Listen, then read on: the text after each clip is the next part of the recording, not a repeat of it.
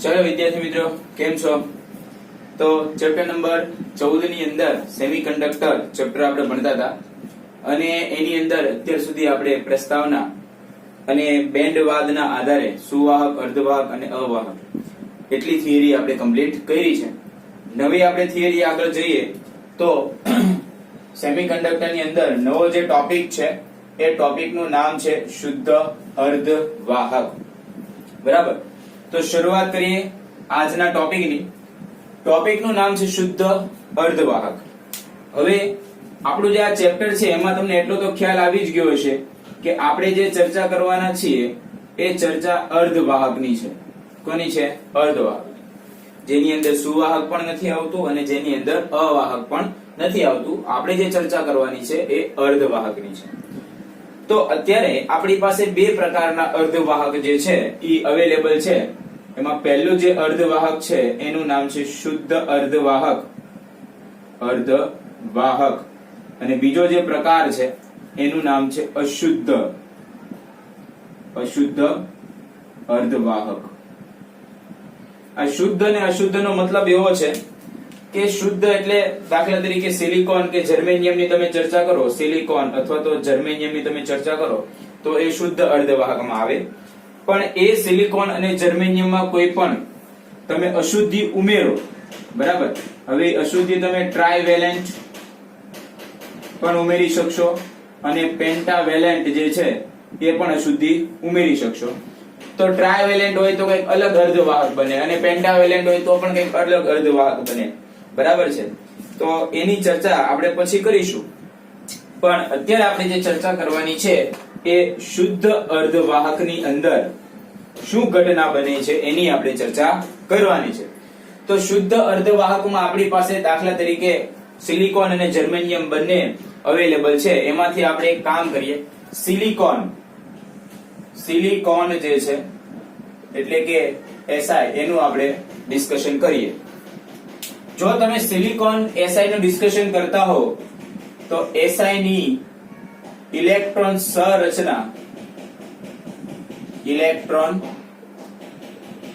સંરચના તમને ખ્યાલ છે તો કે 1s2 2s2 2p6 3s2 અને 3p2।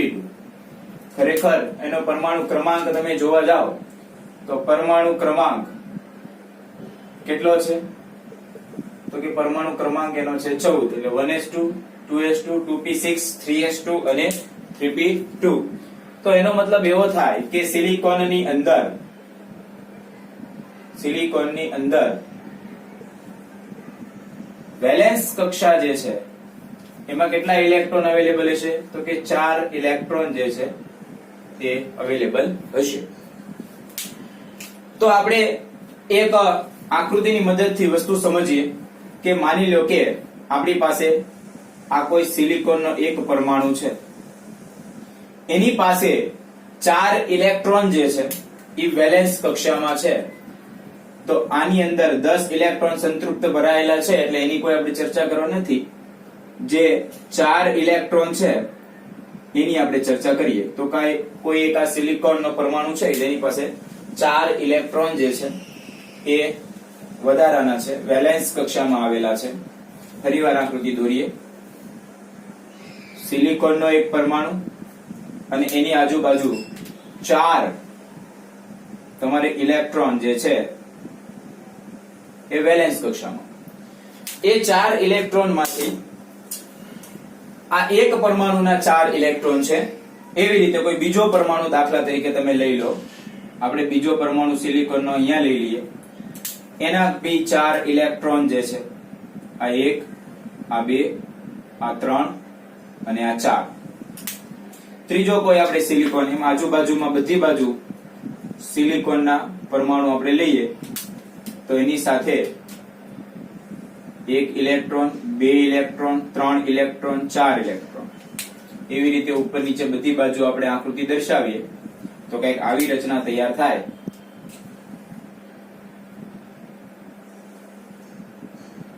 કંઈક આપણી પાસે આવી રીતના રચના જે છે આકૃતિ જે છે એ તૈયાર થાય, આવું બંધારણ ડાયમંડ બંધારણ કહેવાય. કેમિસ્ટ્રીની અંદર આ વસ્તુ તમે ભણ્યા છો.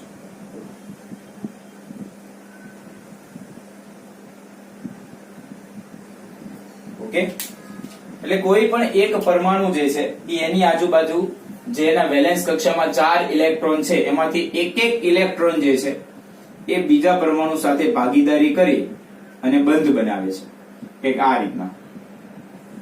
બરાબર, આ રીતના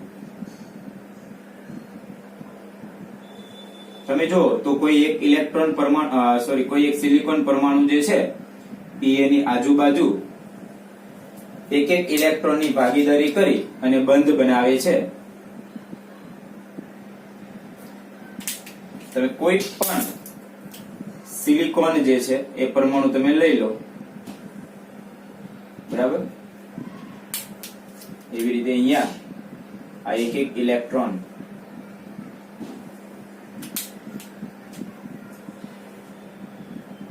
હજી આ આકૃતિ એમને આગળ કન્ટિન્યુઅસ છે. બરાબર, એટલે કોઈ પણ એક પરમાણુ તમે લઈ લો. દાખલા તરીકે તમે આ સિલિકોનના પરમાણુની ચર્ચા તમે કરો છો તો આ સિલિકોનના પરમાણુ જે છે એની પાસે વેલેન્સ કક્ષામાં 4 ઇલેક્ટ્રોન હોય. તો કયા 4 ઇલેક્ટ્રોન? તો કે આ પહેલા નંબરનો, બીજા નંબરનો, ત્રીજા નંબરનો અને ચોથા નંબરનો. હવે એ શું કરે છે, તેની બાજુના કોઈ પરમાણુ હોય, માની લો કે સિલિકોનનો આ એક પરમાણુ, તો આ પહેલો જે સિલિકોનનો પરમાણુ હતો એક ઇલેક્ટ્રોન આ અને આ સિલિકોનનો પરમાણુ એનો ઇલેક્ટ્રોન આ, એ બંનેની ભાગીદારી કરે છે. અને ભાગીદારી કરતા જે બંધ બને છે, આ જે બંધ છે એ બંધનું નામ છે કોવેલેન્ટ બંધ અથવા તો એને સહસંયોજક બંધ તરીકે ઓળખવામાં આવે છે. આ આદર્શ પરિસ્થિતિ છે. આ જે વસ્તુ જે છે એ ક્યારની છે? આદર્શ પરિસ્થિતિ. આદર્શ પરિસ્થિતિ આપણને આ રચના જોવા મળે છે. હવે એવું થાય છે કે જેવી રીતે આનું તાપમાન આપણે વધારીએ, આ જે સિલિકોન સ્ટ્રક્ચર આપણી પાસે બન્યું છે એનું આપણે એક કામ કરીએ, તાપમાન વધારીએ. શું કરીએ? તાપમાન વધારતા.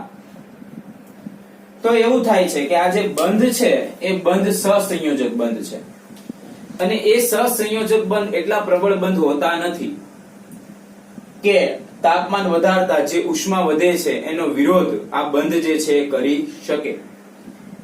બંધ બન્યા છે પણ એ બંધ લૂઝલી બાઉન્ડ હોય. તમે થોડી ઘણી પણ ઉર્જા આપી દો અને શું થઈ જાય છે? બંધ જે છે એ તૂટી જાય છે. તો માની લો કે એવું થયું કે તાપમાન વધારતા કોઈ એક બંધ દાખલા તરીકે તૂટ્યો. આ બંધ જે છે, સપોઝ આ બંધ છે એ તૂટી ગયો, એટલે આ જે ઇલેક્ટ્રોન છે એ ઇલેક્ટ્રોન નીકળી ગયો અહીંયાથી. અહીંયા જે છે એ ખાલી જગ્યા થઈ ગઈ અને આ જે છે એ ઇલેક્ટ્રોન બંધમાંથી મુક્ત થયેલો ઇલેક્ટ્રોન. આ જે ઇલેક્ટ્રોન તમને બતાય છે એ ઇલેક્ટ્રોન કયો છે? તો કે તાપમાન વધારતા બંધમાંથી મુક્ત ઇલેક્ટ્રોન છે. શું છે? તાપમાન તમે વધાર્યું, સહસંયોજક બંધ તૂટ્યો અને સહસંયોજક બંધ તૂટ્યો એટલે ઇલેક્ટ્રોન જે છે એ ફ્રી થયો. હવે જે ઇલેક્ટ્રોન ફ્રી થયો, જે બંધમાંથી મુક્ત થઈ ગયો, એનું કામ શું થશે? તો કે આ મુક્ત થયેલો ઇલેક્ટ્રોન જે છે એ વિદ્યુત વહન જે છે વહનમાં ભાગ લેશે. ક્યાં ભાગ લેશે? હવે તો એ ફ્રી થઈ ગયો, હવે એ જકડાયેલો છે નહીં. હવે ઇલેક્ટ્રોન કેવો થઈ ગયો છે? ફ્રી. તો હવે જો આ ઇલેક્ટ્રોન ફ્રી થઈ ગયો હોય તો એ મુક્ત થયેલો ઇલેક્ટ્રોન છે એ શું કરશે? તો કે વિદ્યુત વહનમાં ભાગ લેશે. ઓકે, બીજો તમે મુદ્દો અહીંયા નોંધો કે ઇલેક્ટ્રોન અહીંયાથી વયો ગયો, આ જગ્યા જે છે એ ખાલી થઈ ગઈ. એટલે ઇલેક્ટ્રોન જે છે એ ઇલેક્ટ્રોનનો વિદ્યુત ભાર તમે જોશો તો એનો વિદ્યુત ભાર -E. ઓકે, એનો -1.6 × 10⁻⁴ ટૂંકમાં નેગેટિવ આપણે લઈએ છીએ વિદ્યુત ભાર. હવે એવું થયું કે ઇલેક્ટ્રોન અહીંયા હતો ને ઇલેક્ટ્રોન નીકળી ગયો, તો એનો મતલબ એવો થયો કે ઇલેક્ટ્રોન જ્યારે નીકળ્યો ત્યારે પાછળના ભાગમાં આ ઇલેક્ટ્રોન તાપમાન વધારતા મુક્ત થયો, તો જ્યાંથી એ મુક્ત થયો, જ્યાંથી એ મુક્ત થયો ત્યાં પ્લસ વિદ્યુત ભાર છૂટો કર્યો. તમે અહીંયા ખાસ ધ્યાન આપજો, અહીંયા પ્લસ વિદ્યુતભાર છે એ છૂટો કર્યો. તો એનો મતલબ એવો થાય, પહેલા તો તમે એવું સમજો કે જે ઇલેક્ટ્રોન નીકળી ગયો એ પાછળ જે છે એ ખાલી જગ્યા છોડી ગયો. એ જે જગ્યા છે એ ખાલી જગ્યા જે છે એ છોડી ગયો. અને એ જગ્યામાં પેલા ઇલેક્ટ્રોન હતો પણ હવે ઇલેક્ટ્રોન નથી, ઇલેક્ટ્રોન મુક્ત થઈ ગયો. આ તો કેવી વાત છે કે માની લો કે કોઈ એક ક્લાસરૂમ હોય, એ ક્લાસરૂમ ની અંદર બોયઝ અને ગર્લ્સ બંને લોકો બેઠેલા હોય, તો ગર્લ્સ જે છે એ બધી ઊભી થઈને બીજા ક્લાસરૂમમાં વહી જાય. તો હવે જે ક્લાસ જે છે એ કેવો થઈ ગયો? તો કે ખાલી બોયઝ નો થઈ ગયો. તો અહીંયા બી એવું છે કે ઇલેક્ટ્રોન જ્યાં બેઠેલો હતો ત્યાં મે બી ધન અને ઋણ બંને વિદ્યુતભાર અવેલેબલ છે. હવે ઇલેક્ટ્રોન જે છે એ મુક્ત થઈ અને જગ્યા બદલી નાખી, તો પાછળ જે જગ્યા વધી એ કોની રહી? તો કે ધન વિદ્યુતભારે જગ્યા વધી. એટલે એ ખાલી જગ્યા છે એ લોકોએ નામ આપ્યું છે હોલ. એ ખાલી જગ્યા જે છે એનું નામ શું છે? હોલ. એ ધન વિદ્યુતભાર તરીકે વર્તી શકે છે. વિદ્યુતભાર તરીકે વર્તે છે. પણ અહીંયા તમે ખાસ ધ્યાન આપજો, ત્યાં કોઈ ધન વિદ્યુતભાર છે નહીં. આ તો કેવી વાત છે? આ નહીં તો આ. બરાબર? એટલે જે જગ્યાએથી ઇલેક્ટ્રોન મુક્ત થઈ ગયો એ ખાલી જગ્યા વધી, એ ખાલી જગ્યાનું નામ હોલ છે. અને એ હોલ જે છે એ એઝ અ ધન વિદ્યુતભાર તરીકે બિહેવ કરી શકે, પણ એ ખુદ ધન વિદ્યુતભાર છે નહીં. એટલું તમે અહીંયા ધ્યાન આપજો. તો હવે એવું થયું કે જેવું આપણે તાપમાન વધાર્યું, બંધ જે છે એ તૂટ્યા. બંધ તૂટ્યા એટલે ઇલેક્ટ્રોન મુક્ત થયો. ઇલેક્ટ્રોન મુક્ત થયો એ વિદ્યુત વહનમાં ભાગ લીધું. ઇલેક્ટ્રોન મુક્ત થયો, જે જગ્યા ખાલી રહી, જગ્યાનું નામ હોલ છે. ઇલેક્ટ્રોન ખુદ ઋણ વિદ્યુતભાર ધરાવતો હતો, એટલે આપણે એવું ધારીએ કે પાછળ ધન વિદ્યુતભાર છૂટો કરતો ગયો. એ ધન વિદ્યુતભાર જે છૂટો કરતો ગયો, ખાલી જગ્યા જે વધી એનું નામ છે હોલ. અને તે ધન વિદ્યુતભાર તરીકે વર્તે, પણ ખરેખર ધન વિદ્યુતભાર છે નહીં. એટલું મગજમાં આવ્યું. હવે આપણે ત્યાંથી થોડાક આગળ વધીએ. તો ધીમે ધીમે હજી તાપમાન વધારવાનું ચાલુ છે. તમે સમજજો, તાપમાન હજી આપણે શું કરીએ છીએ? તો કે ધીમે ધીમે વધારીએ છીએ. તો હવે મે બી એવું થયું, આ ઇલેક્ટ્રોન તો વિદ્યુત વહનમાં વયો ગયો, આનું તો કઈ કામ જ નથી, એ તો ગયો. પણ હવે મે બી એવું થયું કે અહીંયાથી આ બંધ તૂટ્યો, કારણ કે તાપમાન તમે સતત વધારો છો. તો મે બી એવું પોસિબલ થયું કે ભાઈ આ બંધ તૂટ્યો, આ બંધ તૂટ્યો એટલે અહીંયા ખાલી જગ્યા થઈ ગઈ, એટલે ત્યાં હોલ ઉત્પન્ન થયું. અહીંયાથી જે ઇલેક્ટ્રોન નીકળ્યો એ મે બી અહીંયા આવીને બેસી ગયો. સમજો, આ પરિસ્થિતિ જે છે એ પહેલા હતી, પહેલા નંબરની. આ પરિસ્થિતિ હવે બીજા નંબરની છે. શું કર્યું? તાપમાન તો તમે ધીમે ધીમે વધારો જ છો. તાપમાન તમે વધાર્યું એટલે એવું થયું, આ ઇલેક્ટ્રોન તો વિદ્યુત વહનમાં વહી ગયો, જેની કોઈ ચર્ચા હવે આપણે કરવાની નથી. પણ જેમ જેમ તાપમાન વધારતા ગયા, માની લો કે હવે આ બંધ તૂટ્યો, આ બંધ તૂટ્યો એટલે અહીંયા જે ઇલેક્ટ્રોન છે એ ઇલેક્ટ્રોન મુક્ત થઈ અને આગળ જ્યાં હોલ હતું ત્યાં બેસી ગયો. તો એનો મતલબ એવો થયો કે હવે આ જગ્યા ભરાઈ ગઈ. આ જગ્યા શું થઈ ગઈ? ભરાઈ ગઈ. પણ એની પાછળ અહીંયા જગ્યા શું થઈ ગઈ? ખાલી થઈ ગઈ. હજી આ કન્ટિન્યુઅસ પ્રોસેસ તમે ચાલુ રાખો તો શું થયું? મે બી કે ભાઈ આ છે અથવા તો આ છે, ચલો આ ઇલેક્ટ્રોન જે છે એ મુક્ત થયો, આ ઇલેક્ટ્રોન મુક્ત થયો એટલે અહીંયા ખાલી જગ્યા થઈ, અહીંયા ખાલી જગ્યા થઈ એટલે ઈ માની લો કે ઇલેક્ટ્રોન અહીંયા બેસી ગયો એટલે આ જગ્યા ભરાઈ ગઈ. એટલે થાય છે એવું કે જેમ જેમ સમય પસાર થતો જશે એમ હોલની તમે ગતિ જુઓ. પહેલા હોલ અહીંયા હતું પહેલા કેસમાં, બીજા કેસમાં હોલ અહીંયા આવ્યું, બરાબર છે? પહેલા કેસમાં હોલ અહીંયા, બીજા કેસમાં હોલ અહીંયા, ત્રીજા કેસમાં હોલ અહીંયા. એટલે હોલની જે ગતિ છે, હોલની ગતિ, એ હોલની ગતિ અત્યારે આપણી આકૃતિ મુજબ જોઈએ તો કઈ બાજુ થાય છે? તો કે ડાબી બાજુ. આ ડાબી કે જમણી એવું તમારે યાદ રાખવાની જરૂર નથી, પણ આ તો સમજવા પૂરતું છે કે હોલ જે છે એ હોલ જે છે એ હોલની ગતિ કઈ બાજુ આવે છે? તો કે ડાબી બાજુ. ધીમે ધીમે હોલ જે છે એ ડાબી બાજુ ખસે છે. અને એની સામે તમે ઇલેક્ટ્રોન જુઓ. પહેલા ઇલેક્ટ્રોન, આ ઇલેક્ટ્રોન અહીંયાથી ઇલેક્ટ્રોન અહીંયા ગયો, વિદ્યુત વહનમાં ભાગ લીધું, પછી ઇલેક્ટ્રોન અહીંયા આવ્યો, પછી ઇલેક્ટ્રોન અહીંયા આવ્યો. એટલે ઇલેક્ટ્રોનની ગતિ જે છે એ ઇલેક્ટ્રોનની ગતિ જે છે એ કઈ બાજુ છે તો કે જમણી બાજુ.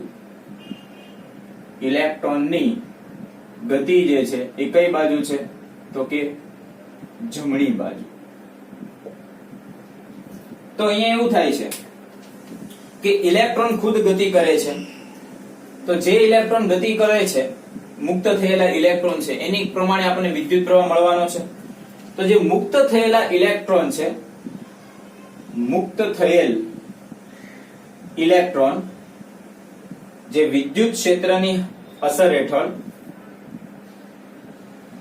વિદ્યુત ક્ષેત્રની અસર હેઠળ પ્રવાહ બનાવશે અને એ પ્રવાહને તમે નામ આપો IE. શું નામ આપો? I. કારણ કે વિદ્યુત ભાર ઇલેક્ટ્રોન ગતિ કરી રહ્યો છે એટલે તમને પ્રવાહ મળે અને જે પ્રવાહ છે એને નામ આપો I. પણ જો ઇલેક્ટ્રોન જમણી બાજુ ગતિ કરે છે તો એની સામે હોલ પણ કઈ બાજુ ગતિ કરે છે તો કે ડાબી બાજુ. તો હોલની ગતિને કારણે જે કોઈ પ્રવાહ તમને મળે એ પ્રવાહને તમે નામ આપો IH. એટલે અહીંયા કુલ પ્રવાહ તમે લેવા જાઓ તો કુલ પ્રવાહ તમને IE plus IH is equal to I આ તમને મળે. Total I is equal to IE plus IH. હા, અર્ધવાહક છે આ. શું છે? અર્ધવાહક.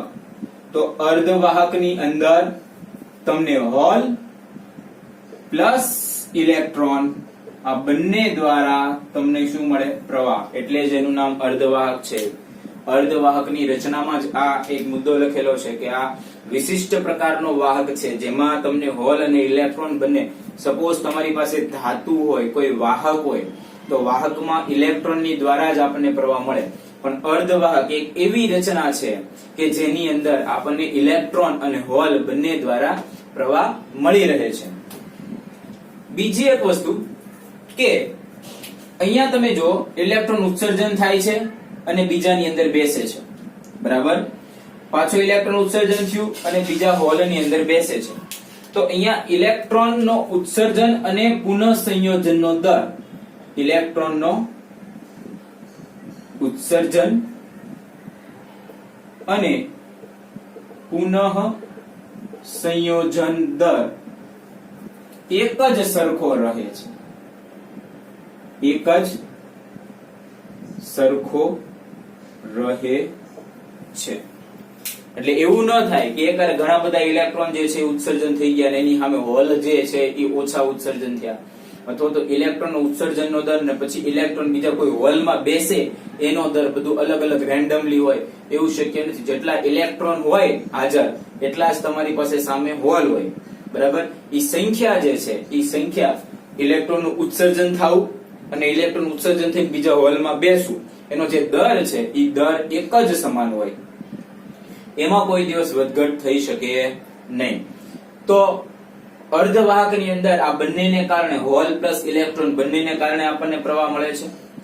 બીજું કે આ અર્ધવાહક જે છે એમાં કોઈ પણ જાતની આપણે અશુદ્ધિ ઉમેરી નથી અને જે અર્ધવાહક છે એમાં જ આપણે તાપમાન વધારી અને વિદ્યુતનું જે છે એ વહન આપણે કરાવેલું છે. એટલે આ પ્રકારનો અર્ધવાહક જે છે એનું નામ શુદ્ધ અર્ધવાહક થાય. બીજું કે આને આ વસ્તુ જો તમારે બેન્ડવાદ જે છે એના આધારે તમારે સમજવી હોય તો બેન્ડવાદ જે છે એ બેન્ડવાદના આધારે પણ આને આ વસ્તુ તમે સમજી શકો છો. બેન્ડવાદ આધારે કઈ રીતના? તો કે માની લો કે વેલેન્સ બેન્ડ અને કન્ડક્શન બેન્ડની આપણે ચર્ચા કરીએ. સિલિકોન માટે વેલેન્સ બેન્ડ અને કન્ડક્શન બેન્ડની ચર્ચા કરીએ તો સપોઝ આપણે લઈ લઈએ કન્ડક્શન બેન્ડ અને એની નીચે આપણે અહીંયા લઈ લઈએ વેલેન્સ બેન્ડ.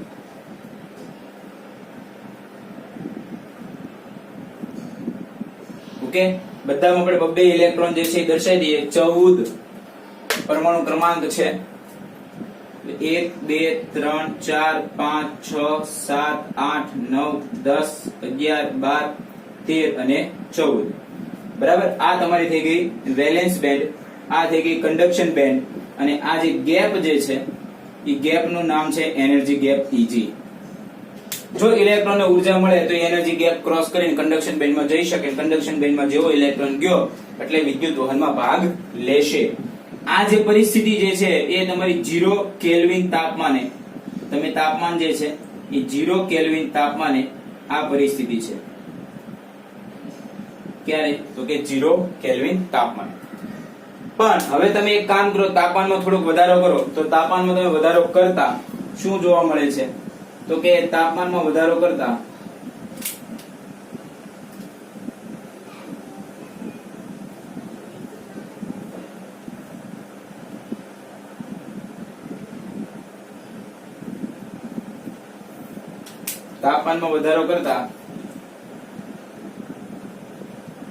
માની લો કે ઉદાહરણ પૂરતા 4 ઇલેક્ટ્રોન આપણે મોકલી દઈએ.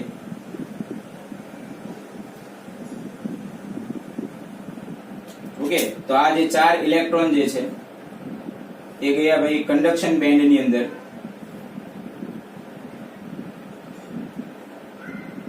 આ તમારી કન્ડક્શન બેન્ડ, આ તમારી વેલેન્સ બેન્ડ,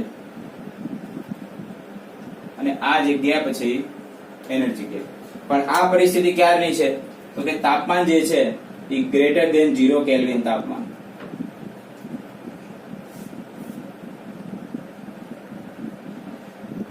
ઝીરો કેલ્વિન કરતા ઊંચું તાપમાન, ગ્રેટર ધેન 0 કેલ્વિન તાપમાન. એટલે 0 કેલ્વિન તાપમાને તમારે સંપૂર્ણ ખાલી એવી કન્ડક્શન બેન્ડ, અને થોડુંક તાપમાન તમે વધારો એટલે જે કોઈ ઇલેક્ટ્રોન જે છે એનર્જી ગેપ જેટલી ઉર્જા મેળવી અને કન્ડક્શન બેન્ડમાં સરળતાથી ગતિ કરશે. અને કન્ડક્શન બેન્ડમાં એકવાર ઇલેક્ટ્રોન પહોંચી ગયો એટલે વિદ્યુતનું વહન શક્ય છે. તો બીજી એક વસ્તુ ખાસ ધ્યાનમાં આપવાનું છે, ઇલેક્ટ્રોન મુક્ત થયો, મુક્ત ઇલેક્ટ્રોન વિદ્યુત વહનમાં ભાગ લે. ખાલી જગ્યાનું નામ હોલ છે, જ્યાં ખરેખર ધન વિદ્યુતભાર હોતો નથી, પણ એને આપણે ધન ગણીશું. બંનેને કારણે ઇલેક્ટ્રોન અને હોલ બંનેને કારણે તમને પ્રવાહ મળે છે. એટલે જ I total I is equal to IE plus IH થશે. બીજી એક વસ્તુ કે ભાઈ અહીંયા Ne બરાબર NH બરાબર Ni થશે. Ne એટલે મેં શું આપ્યું છે? તો કે Ne એટલે મુક્ત ઇલેક્ટ્રોન જે છે એ મુક્ત ઇલેક્ટ્રોનની સંખ્યા, બરાબર. NH જે છે એટલે શું આપ્યું છે? તો કે હોલની સંખ્યા, હોલની સંખ્યા. અને જે Ni છે એનો મતલબ એવો થશે કે કુલ વાહકો, આંતરિક વાહકો જેને કહેવાય, અથવા તો આ અર્ધવાહકનું નામ ઇન્ટ્રિન્સિક સેમિકન્ડક્ટર પણ આપે છે, આંતરિક અર્ધવાહક. ઓકે, તો આટલું તમે જોઈ લો.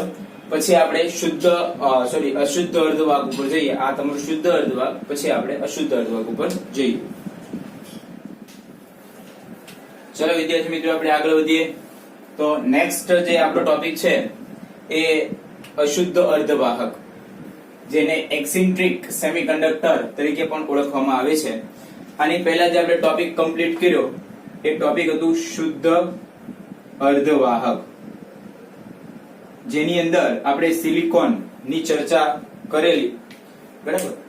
અને પ્રવાહ જે છે બંનેને કારણે મળે, થોડુંક આપણે રિવાઇઝ કરીએ. હોલ પ્લસ ઇલેક્ટ્રોન બંનેને કારણે પ્રવાહ મળે. હોલનો પ્રવાહ આપણે IH થી દર્શાવ્યું, ઇલેક્ટ્રોનનો પ્રવાહ IE, એટલે ટોટલ તમારો પ્રવાહ IB નો.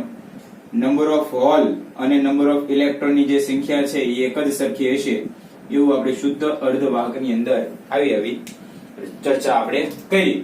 પણ હવે આપણે ચર્ચા જે કરવાની છે એ અશુદ્ધ અર્ધવાહક જે છે એની ચર્ચા આપણે કરવાની છે.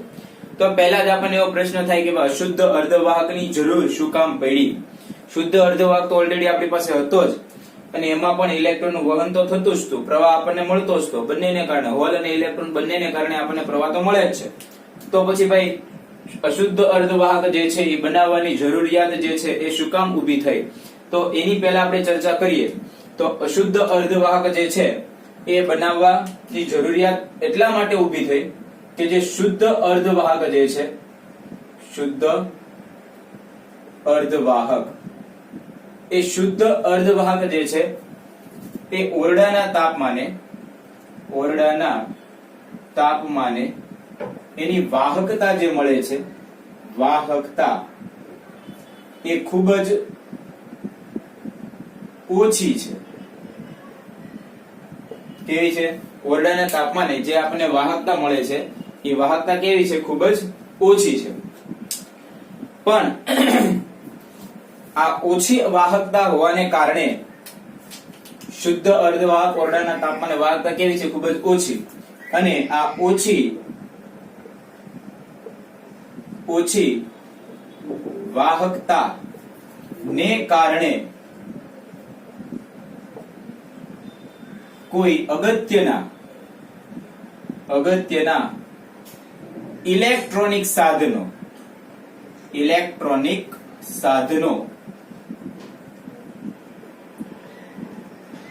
બનાવી શકાતા નથી.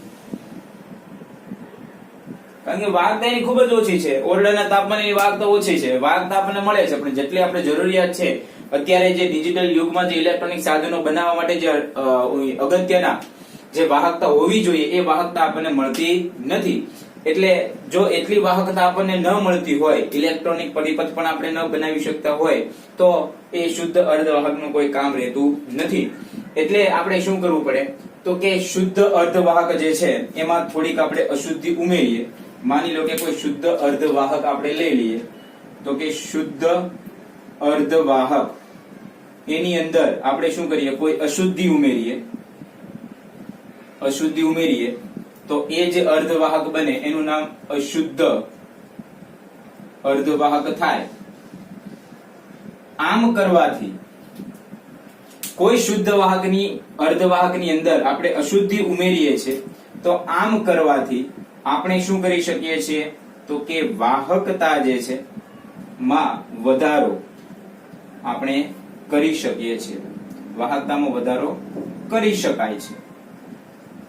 કોઈ શુદ્ધ અર્ધવાહક તમે લઈ લો અને શુદ્ધ અર્ધવાહકની અંદર તમે કોઈ અશુદ્ધિ ઉમેરો તો અશુદ્ધિ ઉમેરવાથી શું થાય છે તો કે એની વાહકતા જે છે એમાં વધારો આપણે કરી શકીએ છીએ. તો વાહકતામાં વધારો થાય તો પછી એને એ અર્ધવાહક આપણને વાપરવામાં કોઈ વાંધો નથી. ઇલેક્ટ્રોનિક પરિપથમાં પણ આપણે એનો ઉપયોગ કરી શકીશું.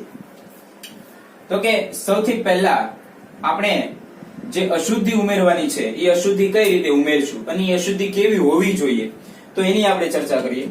તો કે અશુદ્ધિના અમુક પરમાણુ જે શુદ્ધ અર્ધવાહક જે છે, શુદ્ધ અર્ધવાહક ના લાખો પરમાણુની સામે અશુદ્ધિ તમે જે ઉમેરશો, અશુદ્ધિના ખૂબ જ ઓછા પરમાણુ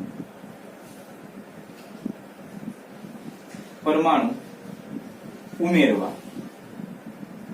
મોટો ભાગ જે છે એ શુદ્ધ અર્ધવાહકનો રાખવાનો. મોટો ભાગ કોનો રાખવાનો? શુદ્ધ અર્ધવાહકનો. અને થોડુંક નાનકડો એવો ભાગ કોનો રાખવાનો? અશુદ્ધિઓ. શુદ્ધ અર્ધવાહકના લાખો પરમાણુ એની સામે અશુદ્ધ અર્ધવાહકના થોડાક પરમાણુ જે છે, શુદ્ધ અર્ધવાહકના લાખો પરમાણુ એની સામે અશુદ્ધિ પરમાણુ થોડીક તમારે ઉમેરી દેવાની. એટલે શું થાય? એની વાહકતા જે છે એ વધી જશે. હવે અશુદ્ધિ ઉમેરતા માની લો કે આપણે શુદ્ધ અર્ધવાહકની અંદર કોઈ પણ અશુદ્ધિ ઉમેરી, પણ એ અશુદ્ધિ ઉમેરતા આપણી જે ઓરિજિનલ જે અર્ધવાહક જે છે એ અર્ધવાહકના સ્ફટિક બંધારણમાં કોઈ પણ પ્રકારનો ફેરફાર થવો જોઈએ નહીં. અશુદ્ધિ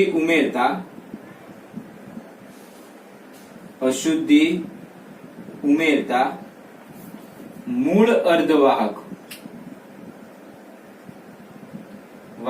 ના સ્ફટિક બંધારણમાં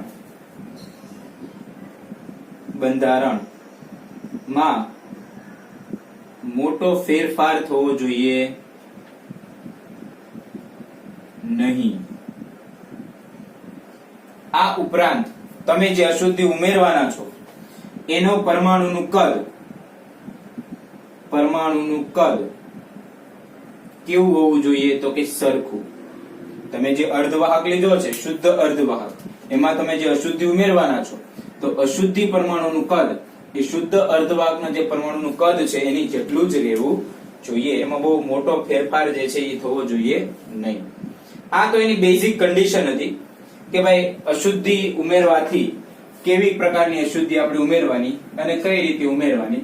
તો કે આપણે એવી અશુદ્ધિ ઉમેરવાની કે જેથી કરીને ઓરિજિનલ સ્ફટિક જે છે એમાં કોઈ પણ પ્રકારનો ફેરફાર થાય નહીં અને પરમાણુનું કેવું કદ હોવું જોઈએ? એક જ સરખું, લગભગ સરખું કદ હોય એવું આપણે લેવું જોઈએ. તો સિલિકોન અને જર્મેનિયમ જે છે એ ચોથા સમૂહની અંદર આવે છે. તેની આગળ પાછળના તમે કોઈ પણ અશુદ્ધિ તરીકે લઈ શકો છો. તો માની લો કે આપણે અહીંયા અશુદ્ધિ તરીકે લઈએ છીએ એક પેન્ટાવેલેન્ટ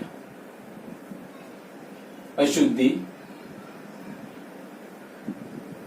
અને બીજી આપણે લઈએ છીએ ટ્રાયવેલેન્ટ અશુદ્ધિ.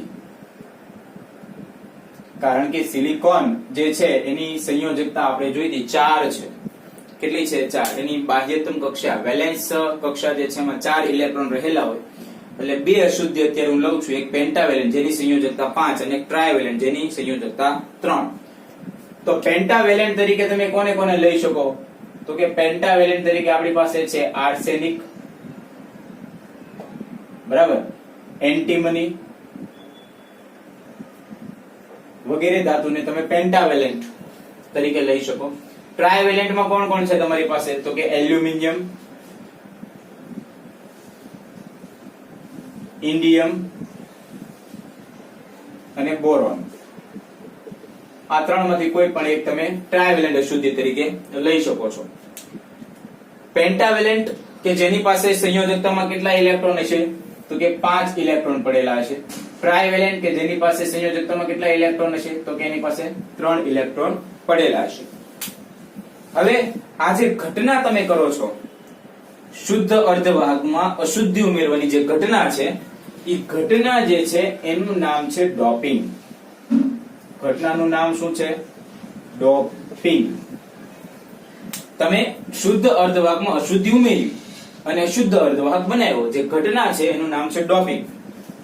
જે અશુદ્ધિ તમે ઉમેરો છો, અશુદ્ધિ જે ઉમેરો છો એનું નામ છે ડોપેન્ટ. શું છે? ડોપેન્ટ. ઘટના જે છે એનું નામ છે ડોપિંગ. અશુદ્ધિ તમે જે ઉમેરો છો એનું નામ શું છે? ડોપેન્ટ. તમારી પાસે બે પ્રકારના ડોપેન્ટ અવેલેબલ છે. ટ્રાયવેલેન્ટ ઉમેરી શકો અને પેન્ટાવેલેન્ટ જે છે એ પણ ઉમેરી શકો.